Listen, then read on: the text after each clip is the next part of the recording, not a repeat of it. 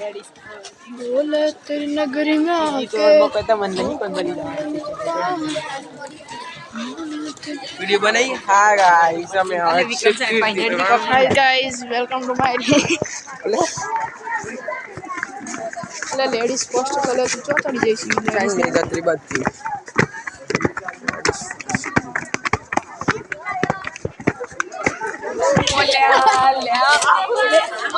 ખાલી આટલું જોવા માટે આવ્યા હતા ભાઈ આપણે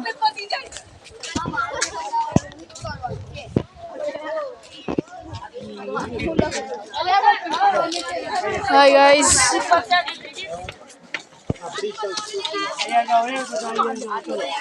चलो आई जाओ आई जाओ खास सामाजिक तो विज्ञान वाला जो इंडियन रखो ये अपनी हिंदू संस्कृति सनातन संस्कृति कहवाय छे। हिंदू धर्मनी उत्पत्ति क्यारे थई तो ज्यारथी आ पृथ्वी अस्तित्वमां आवी हशे त्यारथी उत्पत्ति थई एवुं मानवामां आवे छे। આપણો વારસો છે ભવ્ય વારસો છે 10મા ધોરણમાં સામાજિક વિજ્ઞાન વાળા તો ભારતનો સાંસ્કૃતિક વારસો જો આપણે 5મા ધોરણથી આ સ્થળ વિશે ભણીએ છીએ બરાબર કીર્તિ તોરણ મેં પણ આજ જ જોયું છે ઓર હું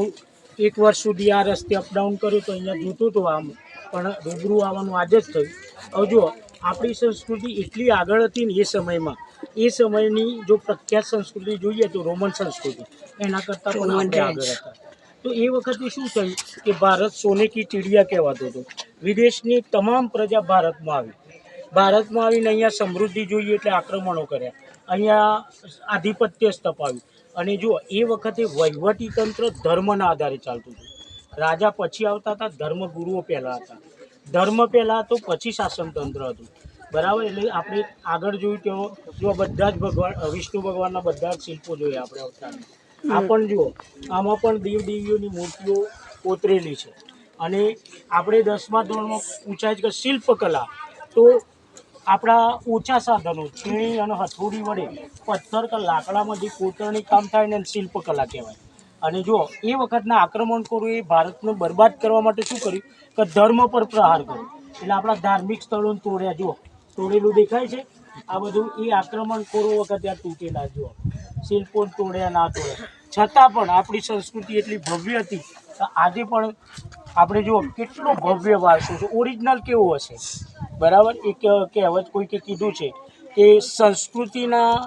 સંસ્કૃતિની ઇમારત એવી ચણવી કે કદાચ કોઈ કાળે એનો નાશ થાય ને તો એના ખંડેર જોઈને પણ લોકો બોલી ઉઠે કે વાહ વાહ આ જો આપણા ખંડેર આ ખંડેરો જો અથવા ભગ્ન અવશેષો આવા છે તો ઓરિજિનલ કેવા હશે જોઈ લો બધા। અને શિલ્પોમાં જુઓ શાના શિલ્પો છે ઓળખી બતાવો જાઓ બધા ફરો હાથી